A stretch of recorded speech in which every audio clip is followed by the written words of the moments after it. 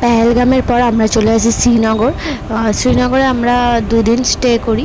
তো শ্রীনগর থেকে আমাদের যাবার ছিল সোনমার্গ, গুলমার্গ।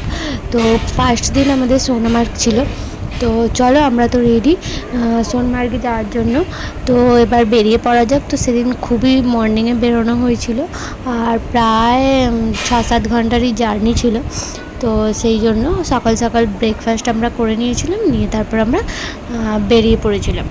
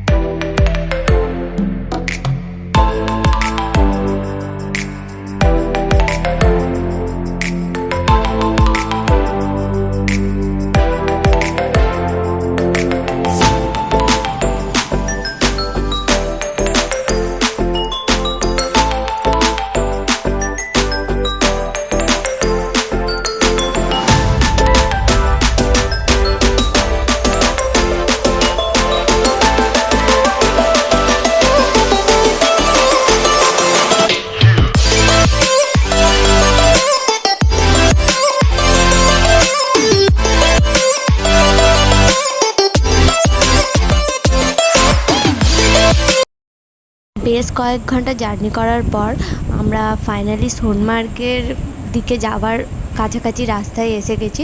তো এখান থেকে মানে পুরোই বরফ স্টার্ট হয়ে গেছে, মানে চারপাশে যেদিকেই দেখছি শুধু বরফ আর বরফ।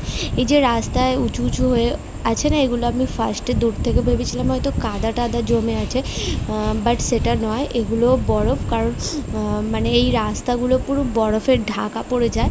তো এখন সেগুলোকে সরিয়ে সাইডে করে দেওয়া হয়েছে, বরফ কেটে সরিয়ে যাতায়াতের জন্য। তো এগুলো উঁচু উঁচু করে রাখা আছে বরফ। কিন্তু একটা আশ্চর্য ব্যাপার, আমি নিজে ভাবছিলাম যে এগুলো কিন্তু একটুও গলে যাচ্ছে না, যে গলে জল হয়ে রাস্তাময় কাদা হয়েছে সেটাও নয়, সেই উঁচু উঁচু ঢিপি ঢিপি হয়েই আছে।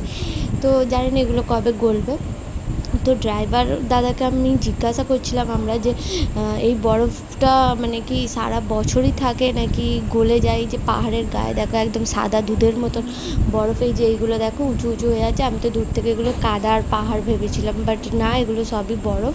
তো উনি বললেন যে না, এটা নয়, জুলাই জুলাই এরকম জুন জুলাই আগস্ট এরকম সময় বরফ সম্পূর্ণ গলে যায়, একটুও বরফ থাকে না। তারপরে কাশ্মীরের অন্য সৌন্দর্য দেখা যায়, যেটা কিনা চারপাশেই সবুজ আর সবুজ দেখতে পাওয়া যায়। তো তখন আর বরফ দেখা যায় না। এখন যেরকম চারপাশ যেদিকেই দেখাচ্ছে শুধু দুধের মতন সাদা বরফ আর বরফ, মানে চোখ ধাঁধিয়ে যাওয়ার মতন সৌন্দর্য। বাট জুন জুলাই মাস করে সৌন্দর্যটা অন্য রকমই হয়ে যায়। তো যাই হোক, আমরা তো মানে বরফ দেখতে দেখতে মানে এরকমভাবে জমাট বেঁধে আছে। তো বরফ দেখতে দেখতে আস্তে আস্তে আমরা সোনমার্গের দিকে এগাচ্ছি। ফেরার একটা তাড়াতাড়ি ব্যাপার থাকে, তো তাড়াতাড়ি ফিরলে পরে আমরা তাড়াতাড়ি রুমে পৌঁছাতে পারবো। বাট না হলে একটু চাপ হয়ে যায়, কারণ রাস্তা পুরো জ্যাম হয়ে যায় যত বেলা হতে থাকে। আর দেখো এখানে একদম গা ঘেঁষে চারপাশে বরফ হয়ে আছে, আর একদম এর নিচে তো খাদ, আর সেখানে তো দেখতেই পাচ্ছ মানে পুরো বরফ আর বরফ। তো যাই হোক, এইভাবেই আস্তে আস্তে মানে আমরা রাস্তা কাটিয়ে কাটিয়ে যেতে থাকলাম।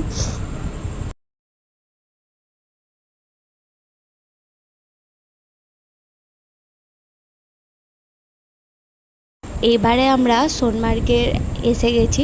তো দেখো একদম ওই যে দূরে লেখা আছে ওয়েলকাম টু সোনমার্গ। তো ফাইনালি আমরা সোনমার্গে এসে গেছি। তো আর একটু ভিতরে গিয়ে আমাদেরকে নামাবে।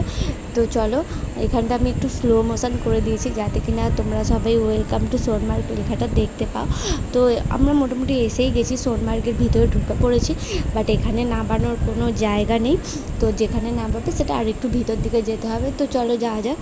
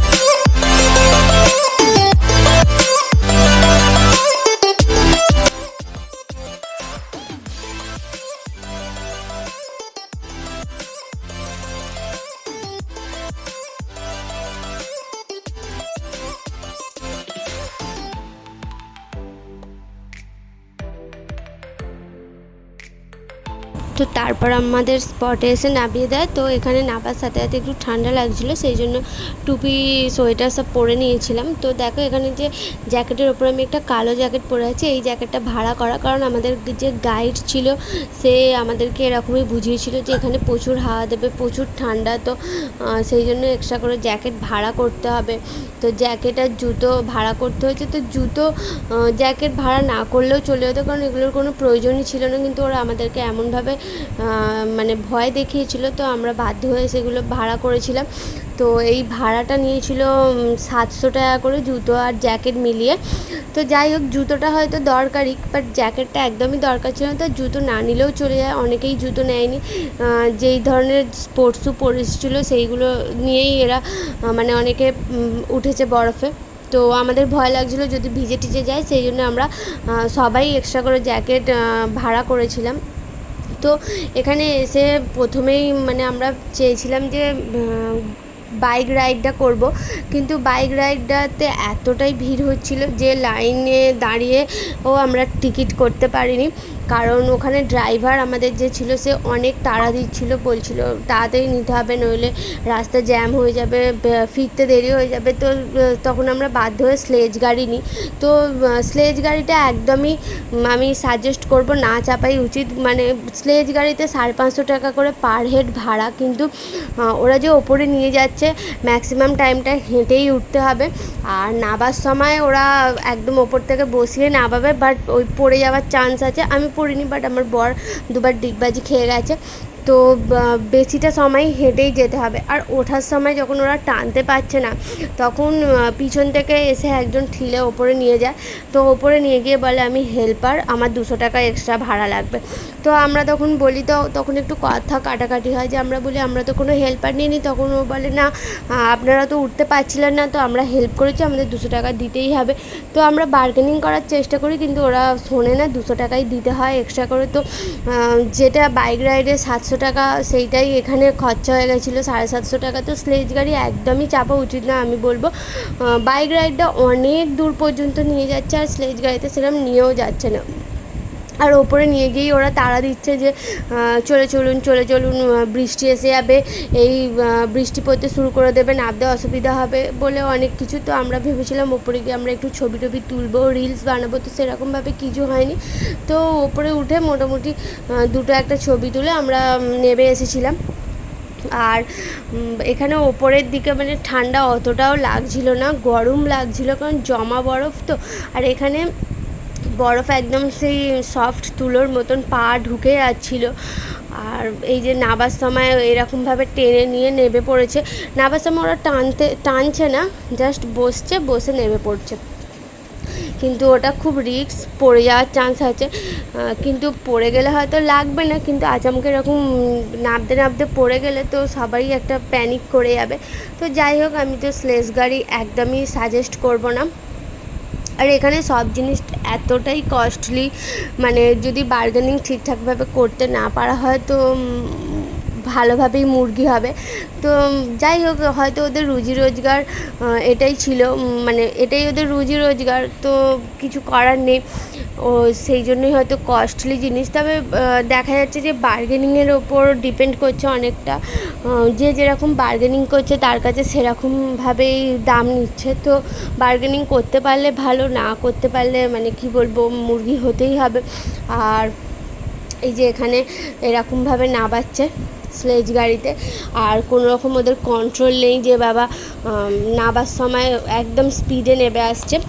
আর এখানে আমার মেয়ের এতটাই বরফ ভালো লেগেছে যে একদম বরফে গড়াগড়ি যাচ্ছে। তো যাই হোক, আমি পরে ভাবছিলাম যে জ্যাকেটটা ভাড়া করে ভালোই করেছি, কারণ আমার মেয়ে তো বরফে এন্তার গড়াগড়ি দিয়েছে। তো ওর নিজের ভিতরে যেই জ্যাকেটটা পরে আছে ওটা ভিজে যেত, ওর প্যান্ট ফ্যান্ট সব ভিজিয়েই ফেলেছিল। আর জুতোটা দরকার, মানে যদি মনে হয় যে নিজের জুতোটা পরে হাঁটতে অসুবিধা হবে তো এই জুতোটা দরকার, কারণ কিন্তু তাও এই এত বরফের মধ্যে গড়াগড়ি খেলে কী হবে, জুতোর ভিতর দিয়ে বরফ ঢুকে গিয়ে না বা প্রচণ্ড পরিমাণে মানে পা জ্বালা করবে। তো আমাদের সেরকমভাবে ঢুকেছিল না, আর আমার মেয়ে যেহেতু এরকম গড়াগড়ি খাচ্ছিল তো ওর ভিতরে বরফ ঢুকে গিয়েছিল, তো ওর পা প্রচণ্ড পরিমাণে জ্বলছিল। তো সবশেষে আমরা ম্যাগি খাবো বলে দাঁড়িয়েছিলাম, আর এখানে দেখো ম্যাগি কেনা হয়ে গেছে। তো ম্যাগিও এখানে কস্টলি, নর্মালি সেদ্ধ করে দিয়ে দিচ্ছে, 60 টাকা দাম নিয়ে নিচ্ছে।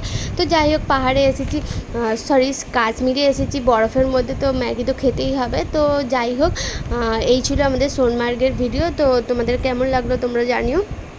তো ভিডিওটা ভালো লাগলে প্লিজ লাইক করে দিও, আর আমার চ্যানেলকে সাবস্ক্রাইব করতে ভুলো না।